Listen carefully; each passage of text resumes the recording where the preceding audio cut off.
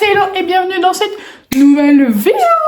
Alors aujourd'hui on parle de livres et en fait cette vidéo suit la vidéo que j'ai fait il y a 2 semaines où j'explique que je n'achèterai plus de livres pour moi-même avant Noël prochain au moins. J'y ai réfléchi un petit peu, j'ai sorti tous les livres de ma pile à lire et je me suis dit ce sera peut-être même plus long que Noël, ce sera peut-être juste 1 an. Donc là je me dis au moins jusqu'à Noël, voire 1 an, pendant 1 an, je ne vais plus acheter de livres. Je vais lire uniquement ceux que j'ai ici. Sachant que lire sur ma liseuse, acheter de nouveaux livres sur ma liseuse et les lire, ça va être autorisé puisque comme je pars en voyage pendant un longtemps et que je pourrais pas emmener mes livres physiques, bah forcément je vais acheter des livres sur ma liseuse, mais je n'achèterai plus de livres physiques pendant au moins 1 an. Non, au moins une demi-année, voire 1 an. Donc je me suis dit que le meilleur moyen de voir mes efforts pour réduire ma pile à lire, c'était de faire une vidéo où je montre tous les livres de ma pile à lire. Donc c'est pour ça que je suis entourée de livres, des livres là, des livres là, des livres là. Voilà. Donc aujourd'hui, normalement je fais cette vidéo tous les ans, vers le nouvel an. Mais là j'ai décidé de faire cette vidéo maintenant, juste avant / au début de mon interdiction de m'acheter des livres. Voilà. Donc là, je vais dire mes livres un par un. On va commencer par la première catégorie, ce sont les livres physiques. Parce que j'ai une pile à lire aussi de livres sur les liseuse et sur livres audio. Mais je vais commencer par mes livres physiques. On commence avec une série dont je suis en cours. Et il me reste 3 tomes à lire. Il me reste A Storm of Swords, A Feast for Crows, A Dance with Dragon, de la série de George Martin, la série Game of Thrones. J'ai déjà lu le 1 et le 2 et il me reste le livre 3, 4 et 5. Ces 3 tomes. Ensuite, nous avons Wonder sur un jeune qui a le visage déformé et qui rentre à l'école. Le refuge occulte pour chat d'Agnès Aubert sur une fille qui a plein de chats. Le cycle des secrets de Manon Fargeton. Je sais même plus ce que c'est le premier tome d'une trilogie. C'est de la fantasy. Le combat d'hiver, c'est un auteur dont j'ai déjà lu 2 livres. Et je sais pas de quoi celui-là parle, mais comme j'ai déjà lu 2 livres, je l'avais pris. De Jean-Claude Mourleva. Le royaume de pierre d'angle de Pascal Cuiviguer. Ça c'est une autrice québécoise. C'est un mec qui est sur un bateau et qui est le successeur au trône. Et d'un coup, le trône il est pour lui, mais il ne peut avoir le trône que s'il rentre à temps. Ensuite, nous avons Le vaisseau d'Arcane, tome 1, Les Hurleuses de Adrien Thomas. Je ne sais pas de quoi ça parle, mais j'ai déjà lu du Adrien Thomas. Nous avons Le ministère du futur, donc un ministère un peu sur l'écologie, je crois, ça se passe en 2025. Enfin, c'était dans la rayon science-fiction, ça se passe dans les années 2025. Si le ministère il faisait tout pour l'écologie, qu'est-ce que ça donnerait et est-ce que les moyens de maintenant sont suffisants? Le Paris des merveilles de Pierre Pével, premier tome d'une trilogie. Et c'est sur Paris, mais pas un Paris fantastique avec des sirènes dans la Seine et des trucs comme ça. Donc c'est une fantaisie. Le 7e guerrier-mage de Paul Béorn, dédicacé. C'est sur le 7e guerrier-mage. C'est juste un livre de fantaisie que j'avais rencontré l'auteur, c'était bien sympa. Que mon père avait lu et kiffé. Nous avons mon dernier Pierre Bottero à lire de toute ma vie. Et après, j'aurais lu tous les livres de Pierre Bottero. Les aigles de Vichamp-Lourd. Un livre que je suis en train de lire avec mon cousin, mais on avance très très lentement, donc on verra notre progrès. Toby Lowness de Timothée de Fontbelle. C'est sur un petit tome dans les arbres. Il fait quelques millimètres seulement et on suit sa petite vie. L'ordre du temps de Carlo Rovelli. Donc c'est un livre de la science sur qu'est-ce que le temps. C'est des études scientifiques, donc ça m'intéresse beaucoup. La vie secrète des gènes, donc quels gènes les hommes préhistoriques nous ont refilés, quels gènes on refilera aux générations futures, quel est le rôle des gènes dans le corps humain et tout ça. De Evelyn Ayer, qui me donne très très envie. Très envie. Que ma mère a lu. Elle l'a acheté, elle l'a lu. Elle a vu que je l'avais acheté, elle a fait je vais l'acheter, je vais le lire. Et elle a bien aimé. Un livre en VO, Circé de Madeleine Meyer. J'ai déjà lu Le Chant d'Achille de la même autrice. Et là, c'est sur l'histoire de Circé pendant la mythologie grecque. Marie-Bernadette Dupuis, Les fiancées du Rhin. Donc une romance pendant la guerre mondiale et avec une Française et un Allemand. Le tome 1 et le tome 2 de la saga Autre Monde de Maxime Chatham. Donc le tome 1 c'est l'Alliance des Trois et le tome 2 c'est Malronce. Je me souviens même plus de ce dont ça parle. Je sais même plus. Mais je les avais achetés de seconde main, donc ils étaient vraiment pas chers. Un livre historique, enfin sur l'histoire des codes secrets. Donc c'est un livre, pas de fiction, sur l'histoire des codes secrets de l'Égypte des pharaons à l'ordinateur quantique de Simon Singh. Nous avons le grand roman des maths de Michael Launay. J'ai déjà lu le théorème du parapluie de cet auteur, j'avais vraiment kiffé. Donc voilà, le grand roman des maths. Il en a sorti un nouveau, je pense. Le tatoueur d'Auschwitz de Heather Morris. Sur le tatoueur d'Auschwitz. La sage-femme d'Auschwitz de Anna Stewart. Sur la sage-femme d'Auschwitz. Et je vais en avoir un nouveau qu'on m'a offert pour mon anniversaire qui apparaît ici. Druide de Olivier Perru. J'ai déjà commencé l'histoire. C'est sur l'histoire d'un druide et il y a un meurtre et il doit résoudre un peu le meurtre et trouver qui a tué et pourquoi.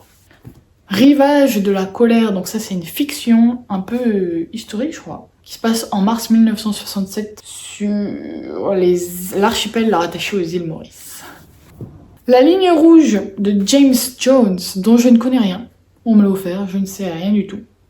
Je sais juste que c'est sur la Seconde Guerre mondiale.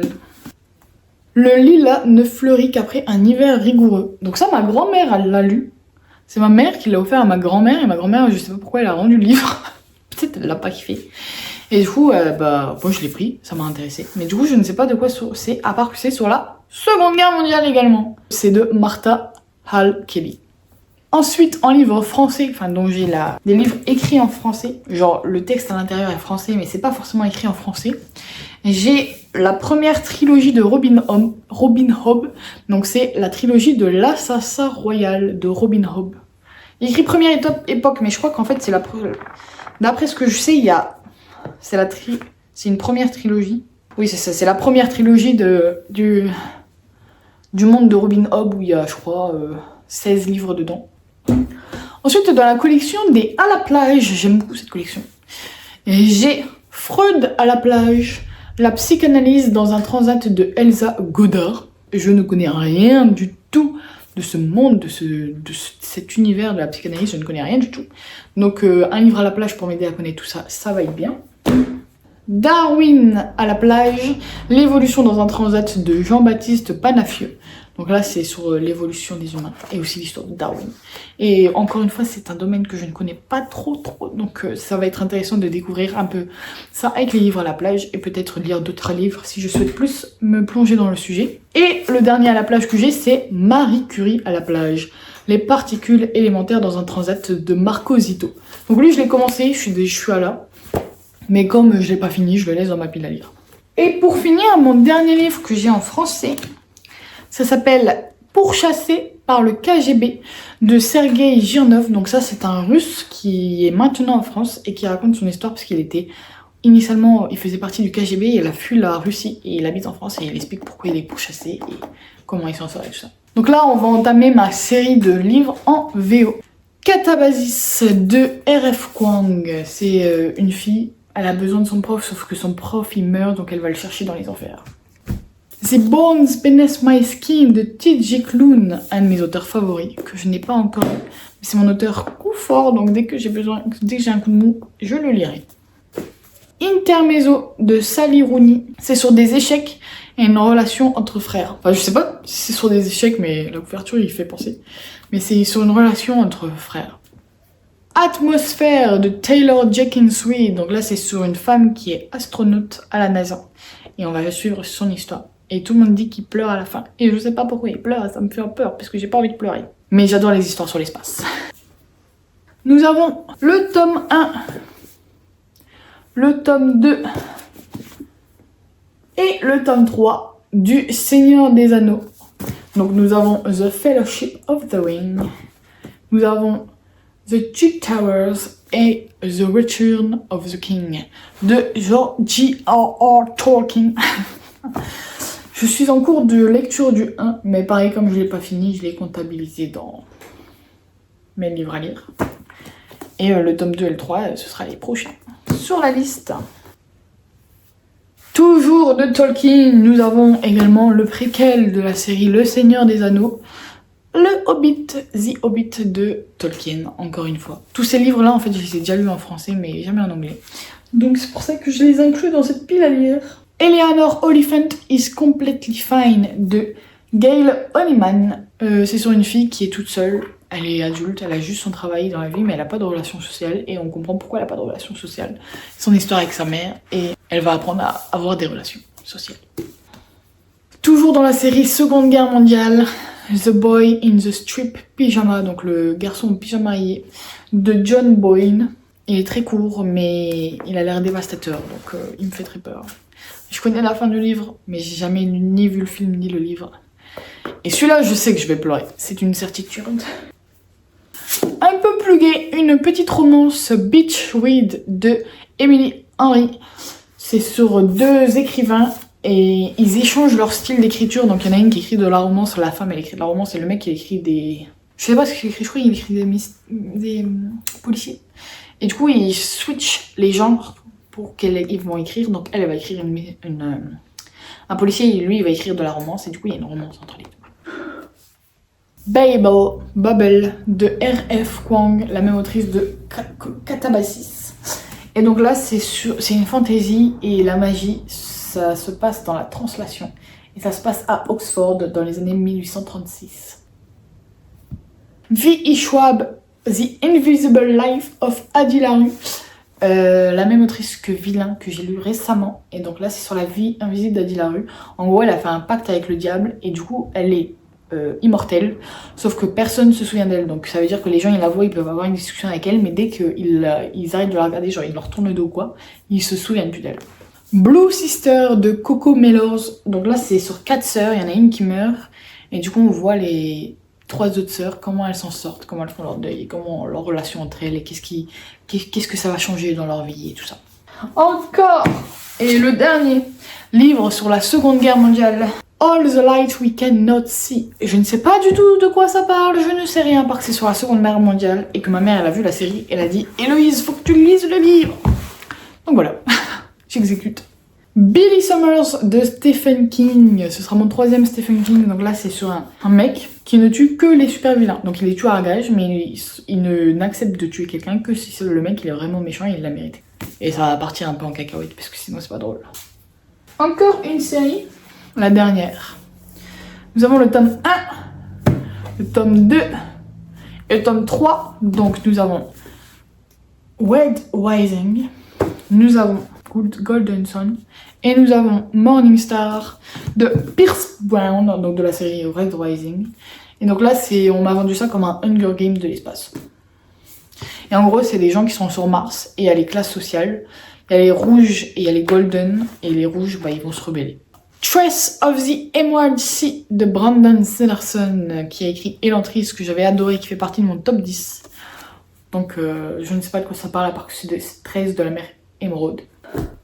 Encore un TJ Klune, In the Life of Puppets. Donc là, on suit un mec qui a 3 robots. Il y a un robot aspirateur et je sais plus ce que c'est. Et sauf que ces robots, ils vont se faire confisquer, il va partir pour aller chercher, je sais pas trop quoi. Et les robots, c'est des robots un peu humanisés parce qu'ils peuvent parler et tout. Je sais pas trop, mais ça a l'air trop mignon parce que TJ Klune, c'est toujours trop mignon. Donc ça va être un câlin. Little Fires Everywhere de Celeste Ng. Donc là c'est sur une femme riche qui accueille une femme un peu plus modeste où elle doit faire un peu des petits jobs pour subvenir à ses besoins. Et on voit leurs différences de mentalité et de réflexion et de valeurs. Et leurs enfants, eux par contre du coup ils vont grandir ensemble et ils vont être super potes. Et du coup qu'est-ce que ça fait tout ça, les conflits sociaux un peu. Rewitch, encore avec des chats, de Lucy Jane Wood. Donc là c'est sur une fille, c'est une sorcière, et sauf qu'elle doit remontrer que c'est une sorcière, donc elle doit... Son couvent, il l'appelle pour qu'elle fasse un test, que c'est bien une sorcière, je sais pas trop quoi, sauf qu'elle est pas sûre, donc il faut qu'elle s'entraîne. C'est de la cozy fantasy. Et mon dernier livre physique que je n'ai pas lu, The Life Impossible de Matt Haig, l'auteur de Humain, que j'ai lu cette année, que j'avais adoré. Et donc je ne sais rien sur ce livre à part que c'est écrit par Matt Haig. Voilà, c'est tout pour mes livres physiques. Maintenant, nous allons passer à la partie audio. Donc en livre audio, j'ai tout d'abord Immortality de Dana Schwartz. Et donc là, c'est le tome 2 et le dernier tome de la duologie de Anatomy, A Love Story. Et donc c'est sur Édimbourg en 1800 quelque chose. Et on suit une fille qui veut devenir médecin, mais sauf qu'à Édimbourg c'était pas possible, du coup elle va se déguiser et elle va essayer de devenir médecin et de passer dans l'école de médecine. Et c'est un peu de la fantaisie aussi parce que c'est pas très réaliste, enfin surtout la fin. Nous avons The Cruel Prince, le prince cruel de Holly Black. Donc là c'est de la fantaisie, c'est tout ce que je sais. La fantaisie pure et dure, et au début il y a une fille qui est dans le monde des humains et elle est emmenée dans le monde des fées. Et après elle va vivre plein d'aventures.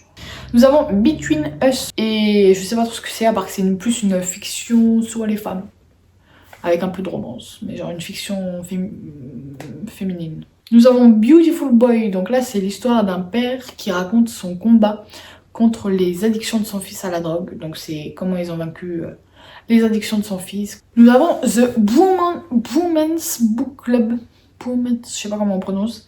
C'est un mec qui, avec sa femme, ça va pas très bien. Et du coup, il va dans ce book club.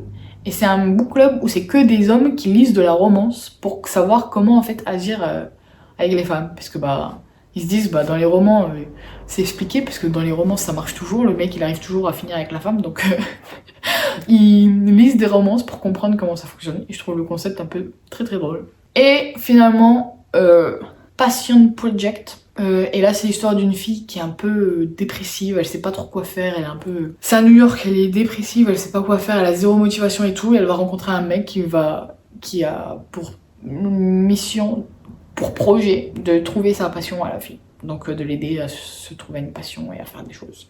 Et c'est une romance. J'aime bien les romances en livre audio parce que je trouve que c'est simple à comprendre. Voilà, c'est tout pour la catégorie livre audio. Et maintenant pour la catégorie Kindle sur liseuse. J'ai 2 livres sur liseuse seulement. Mais normalement j'en ai 0 sur liseuse qui attendent, mais là j'en ai 2. J'ai 1984, donc 1984 de George Orwell.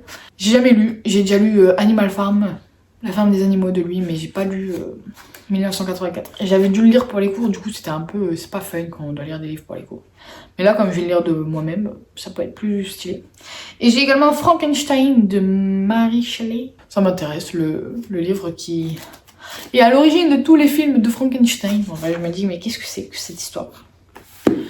Donc voilà, c'est tout pour ma pile à lire. Faisons le compte de combien de livres ça représente. Beaucoup trop, j'ai pas envie de compter.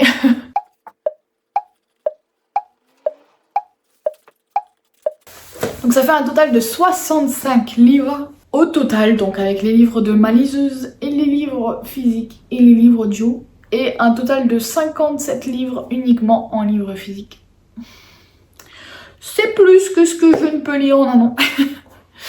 Donc, j'arrête d'acheter des livres, voilà. Cette vidéo confirme ce fait. Il faut que j'achète d'acheter des livres, je n'en achète plus.